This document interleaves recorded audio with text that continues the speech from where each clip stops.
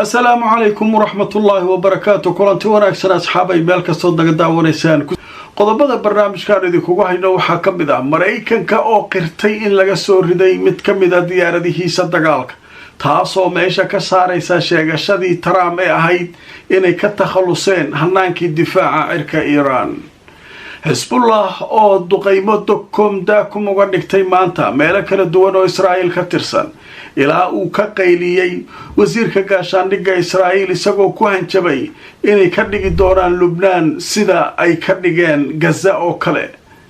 haddaba Putin iyo Erdogan oo iyaguna wada hadlay warnimanka aynu kala gaarno qabanno way ka taallaa ayay isku afkarteen xagee ka bilaabi doonaan inay wada xaajood dhexdhigaan Iran iyo Mareykanka. wararkii ugu dambeeyay waan idin hayaa Imaaraadka oo shirkad weyn oo ganacsi oo caalami ah laga burburiyay kadib markii uu halkaasi ku habsaday gantaal laga soo riday dhanka Iran. qodobadaas aynu barnaamijka ku faahfaahinayna intaan ku jirno wixii warar soo kordhana waan idin la socodsiin. waxaynu ku bilaabaynaa Mareykanka oo qirtay in laga soo riday diyaarad kamid ah kuwa dagaalka ee halista ah. haddaba marka waa la haystaa Mareykanka saakay markii diyaaradda la soo riday barnaamijkeygii ku jirtay hadda diyaarad la soo riday war degdeg u ahaa waa idin sheegay. Mareykanku markaas waxay yiraahdeen suuragal ma aan kama soorin diyaaradeen way fiican yihiin. hadda maxaa la marayaa inay qirteen warbaahintii Mareykanka New York Times, Axios, Washington Post kulli waxay qorayaan in diyaaraddu soo dhacday. Iran laakiin maxay tiri waxaan soo ridnay diyaarad nooceedu yahay F-35 waa diyaaradaha Mareykanku ku dhaarto raadaarkay ka dhuntaan wax qaban kara lama arko waa kaas saas waay miduu lahaa waay meeqa laga marayaa ilaa dhowr xabaa laga marayaa dagaalka soo bilowday. hadda marka Mareykanku way inkirayaan waxay diyaarad waana la ka soo riday laakiin ma aha F-35 maxaa waay waa diyaaradda F-15 la yiraahdaa noocyadii hore qadiimka waay qadiim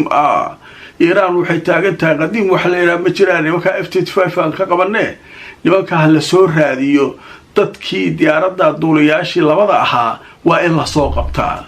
marka sheeko waaliya markaanka ka socota aanidintu soo wararkii ugu dambeeyay wakaaladda wararka Anadolu goordhow waxay qortay Iran waxa ay lacag u ballan qaaday qofkii soo qabta duuliyaasha diyaaradii Mareykanka ee markaa soo dhacday. haddaba warbixinta way sii socotay waxaa leeyahay telefishinka xukuumadda Iran ayaa galabta sheegay in lacag maaliyadeed oo aad u tiro badan oo aan qiimaheeda la sheegin loo ballan qaaday qofkii soo qabta duuliyaashaasi Mareykanka ah ee diyaaradooda la soo riday oo lala helay ganaanka gantaalaha difaaca Iran.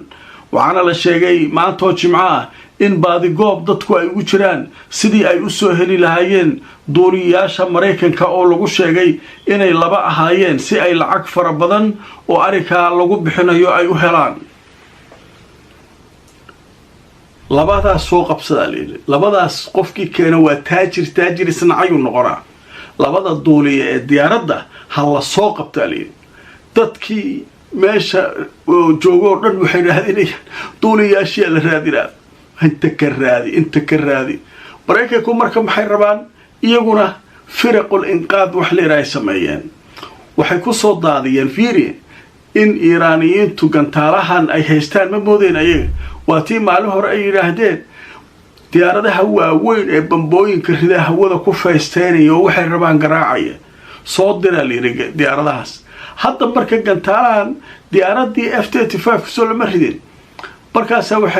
waxay dhigeen Suuriya iyo Ciraaq iyo meel walba waxaa lagu daadiyay dad ay lacag siiyeen oo firaqul inqaad la yiraahdo oo meelahaas ay ka qorteen oo duuliyihii ka soo dhaca si ay markaa u soo badbaadiyaan haddana duuliyaashaas ay raadiyaan. haddaba markaan idintu soo telefishinka Al Jazeera wuxuu leeyahay Mareykanku waxay kooxo ku daadiyeen badbaado ah meelo ku dhow Iran. New York Times ayaa qortay galabta mas'uuliyiin Mareykan waxay u sheegeen in Mareykanka uu markaasi ugu talagalay duuliyaashiisa si loo badbaadiyo marka ay soo dhacaan oo ay meelaha ku dhacaan in kooxahaasi ay badbaadiyaan. kooxahan ayaa la sheegay inay ku faafsan yihiin Ciraaq ilaa Suuriya. وجدا marka kooxo isaga uu lacag siiyey iyo kuwa u shaqeeya iyo meelahaas ku daadiyey wuxuu leeyahay diyaarado badan marka waa la soo daadin doonaa meesha waa lays arkay dagaal waa dhammaan rabaa iyo 2 wiig iyo 3 wiig iyo ama 3 toddobaad kusoo gabagabeynaa filimkii waa iska xirmay diyaaradihii hadda la soo daadinayaa marka muxuu daadinayaa firaqul inqaada la dhiga meel kasta Suuriyan iyo Iraaqiyiin oo Mareykan de meesha ma tagi karo meesha nimankii awlaadiya jooga waa lagu galgalanaa marka qolooyinkan meeshaas jooga ayaa marka hawsha ka shaqeynaya lagu leeyahay marka hawshaas iyaduna halkaas ay maraysaa warbixinada kale ee soo kordhay waxa kamid ah مسؤوليين تمريكان كوحا أي قرين إني بربورتي ديارات مريكان كولي هاي وحينا كل عضي كونفورت إيران هذا جريدة اللي هذا واشنطن بوست أو مسؤولين مريكان سوحي جانيسا وحي عضيسي إن مركا ديارات داسي مريكان كأي كبربورتي إسلام مركانا بعد قبل وجرو للرادين إيو طاقمكي ama dadkii la socday diyaaradaasi oo laba qof ahaa laakiin warka waxay sheegtay jariiradu in diyaaradda Mareykanku ay leeyihiin naga dhacday waa nooca la yiraahdo F-15 taasoo ay leeyihiin ciidamada cirka Mareykanka waa inkarayaan Iiraan soo ridi karta F-35 ama F-35 diyaaradii casriga ahayd ayaa laga dhuumanaya Iiraan waxa leedahay sheegan video waan keenay leedahay video diyaaradii oo gantaal ku dhacaysa diyaaradii oo gantaal ku haysto F-15 baahan leedahay waxa waxay rabaan ha sheegan ayaga u taala marka xaalku halkaas uu maraya waxa lagu leeyahay raxan diyaaradaha oo Israa'iil ay leedahay oo Iiraan inay weeraraan rabeen way bedeliyeen maankooda bedeleen markii diyaaradan la cunay waxay u leexdeen dhanka Lubnaan ay aadeenaa lagu leeyahay Iiraan waa soo waabisay alaabta beelay kala soo baxday laba yaqaan marka alaabtaas marka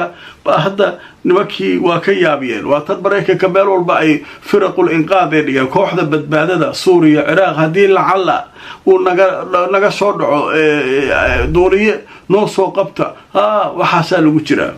marka xaalku halkaas uu maraa duuliyaashaas waa la raadinaa maraqooda lacab hadii la soo qabto nimanka Iiraaniyiinta say ugu dhaarsiin oo waxay leeyihiin nimankaas yaa mar dhoo soo gacan galiyay nimanka baalmaan oo dhan duqeynay wixii dambi ah meesha ka dhacay nimanka la soo qabto ayaa dusha loo saari doona ayatullah ay dilkiisa soo ayaga ma ka dambe wixii oo dhan nimanka duuliyaasha loo qabsan doona nina wuxuu maraqooda lacab doona maraqooda nimanka marka hadda waa lagu maqan yahay koonfurta Iiraan dadkii oo dhan nin kasta duuliyo raadina taajir noqonaya leeyahay ninka hadda soo adaa keento adduunka waa ka nasaray inta noloshaada ka dhiman ninkaas adoo qoorta ka wada nookeen marka hawshaas halkaas ay maraysaa dhanka kale nimanka Xisbullah ayaa iyaguna weeraro qaatay galabta daakum ka dhigeen qaybo badan oo kamid ah Israa'iil ilaa wasiirka gaashaandhigga Israa'iil uu qayliyo uu yiraahdo saan maxay tahay hadaba marka aan idin soo wararkii ugu dambeeyay Xisbullah waxay sheegtay inay fulisay 28 weerar maanta oo Jimco ah waxayna ku qaaday 5 goobood oo Yahuudu degan tahay iyo 13 goobood oo goobaha ay ciidamada ku sugnaayeen waxaa dhacaya digniino fara badan bartamaha Israa'iil markii weerarada ay yimaadeen iyo kuwa kale ee Iiraan oo markii iyaguna saddexaad maanta weeraray Israa'iil ujeeda 28 weerar ayaa saaka ilaa galabta lagu harqiyay nimanka Xisbullahida niman ileen waxooda kaydsanayaan marka lahayd war Xisbullahidan xagee aad war maalin walba la iska weeraraa aawe ilaa waxay sugayeen nimankan inaan la isdeenayn way ogaayeen xaalku dagaalkoodu marka dagaal weyn ka dhiganayeen iyagoo garab haysta inay dagaalamaan laakiin markaas kaligooda la qaramsan la Iiraan dagaalka kuma jirin laakiin hadda waa lagu wada jiraa meel walba baashu ka socota hadaba markii arikaas uu dhacay in la xanuujiyay marka Yahuudi waxa ku garanaysa wasiirkii gaashaandhigga aflabadiyo qayli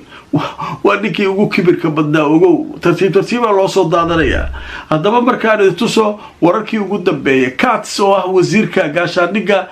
ama wasiirka dagaalka Israa'iil waxa uu mar kale sheegay hanjabaad inuu burburinayo koonfurta Lubnaan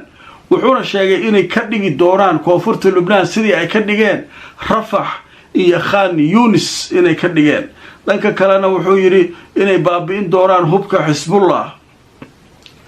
ma ujeedaa marka nimankan wuxuu leeyahay koonfurta lubnaan oo dhan saan gaza ka dhigayna war waxaa ka dhigi karta ka dhigana yaa gacanta kaa haya gacanta yaa ku haya soo daa waxaad rabtid soo daa ay leeyihin marka warkaas isaguna sheekadaas halkaasay maraysaa warbixinta kale ee muhiimka ah aan idiin soo gudbinayo waxay tahay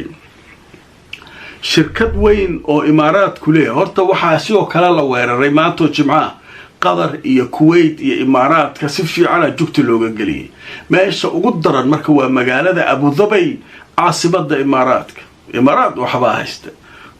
wixii muslimiinta ka jaray ayaa hadda iiraan ka jaraysaa la leeyahay marka aaniditusu marka wararkii ugu dambeeyey shirkad imaaraadku ay leedahay ayaa khasaare xoog leh wuxuu ka soo gaaray weerarada iiraan shirkadan imaaraadku leeyahay waxay ka shaqaysaa almuniyamka waxaana la sheegay in weeraro sawaariiq iyo dronis ay lagu weeraray abudabay ay khasaaro xoog la soo gaartay qiimeyn lagu sameeyey khasaaraha waxaa la sheegay shirkadan inaysan soo saari karin wax kale oo ilaa waxay qaadanaysaa 12 bilood haddaan wax kale loo celin weerarka iiraan maanta ay ku dhufatay 12 biloodaa laga shaqaynaa haddaan mar kale loo celin waayo jugti maanta keliya waa laga shaqaynaa waa la daaweynaa hadii la yidhaha 12 bilood shirkadaas almuniyamku waxba ma soo saarayso waana shirkadaha ugu waaweyn wadanka imaaraadka marka imaaraadka jug xoog lahaa gaartay maalmaha waa lagu wadaa dhanka kale Putin iyo Erdogan wada hadlay waatii Putin maalin hore uu yiri nimankan waa isku daaleen dagaal meesha ma jireen nimanka dagaalka laga joojiyo cid kale wax ka cunaysa male yaan nimanka la isku fiirsaday hadda marka maanta waxa wada hadlay Erdogan iyo Putin war nimanku waa ka taalaa dhinacyada Iiraan waxba lagama cuni kare aan kala qabanno haday yeelayaan waay saasa la leeyahay hadaba markaan idin tuso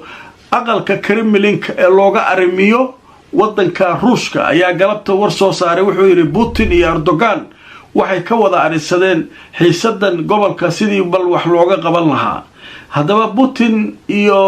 dhigiisa Turkiga Erdogan ayaa telefoon ku wada hadlay waxayna istuseen dagaalkan military iyo midkan siyaasadeed iyo khaliijka ka socda war waxa kan sidii wax looga qaban lahaa dagaalkan waxa la isku raacay laguma kala adkaanayo waa lagu sii baaba'ayaa bas wadamada khaliijka masaakiinta carabtana waa baaba'ayaan maalin walba shirkada la degayaa eebara laga dhigay iyagana waa marka gobolkii oo dhan isla qaylinay marka arika bal aan wax ka qabano ninkii taramaana lacag la'aana inta ku dhacday tan iyo dagaalkii labaad ee adduunka waxa lagu leeyahay intaasoo trilyan oo lacaga ayuu dalbadaa lagu leeyahay lacag fara badan in maaragtay miisaaniyadda ciidanka lagu kabo marka ninkii xaalku waa ku xun yahay qadar xayeysiisa kadib ayaan galaynaa warar cusub oo soo kordhay intii aynu barnaamijka ku jirnay hadda waxaa la leeyahay siiriga digniinta ayaa dhammaan Israa'iil oo dhan camimay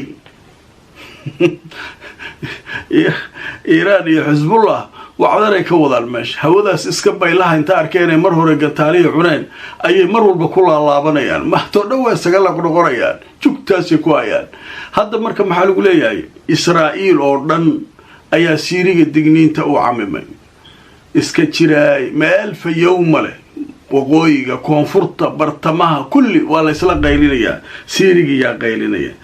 wararka kale ee soo kordhay intaanu barnaamijka ku jirnay waxaa ka mid ah aqalka cad ee dalka Mareykanka ayaa waxay sheegayaan in Trump wixii uu sameyn lahaa ayuu ka fakarayaa maadaama diyaarad dagaal laga qaramsaday maanta diyaarad qaramsi haday bilaabatana awalba dagaalka cirka u ahaa dagaal awalba dhulka inta ku yimaadeen waxba ma sameeynin cirkaasay wax ka soo tuurayeen cirkii marka hadii la isaga daba tagay odaga maxaa marka u yaala muxuu qabanayaa halkaas u socdaa lagu leeyahay waa soo laabanaya kursigu la wareeganaya maxaa kursiga diyaaradihii qarramsiya lagu bilaabo adeer baashu waa socotaa marka asaguna warkaasaa ka soo baxay aqalka cad oo laleeyahay madaxweynihii wixii uu samayn lahaa bal wixii uu ka dhihi lahaa arikan wixii laga samayn lahaa ayuu ka fakerayaa fakar ma jiro odaga maskax badan awaleysan jirin dhaaf jugta laga geliye marka barnaamijkaygii waa nagay taa asxaabay inta ayaanu kusoo gabagabaynaynaa inta aan ku jirno barnaamijka wixii wararaya soo kordha barnaamijyada dambe ayaanu idinkula socodsiin doonaa asxaabay like garay oo share garay subscribe ka iloobi youtube ka facebook na follow garay nabadgelyo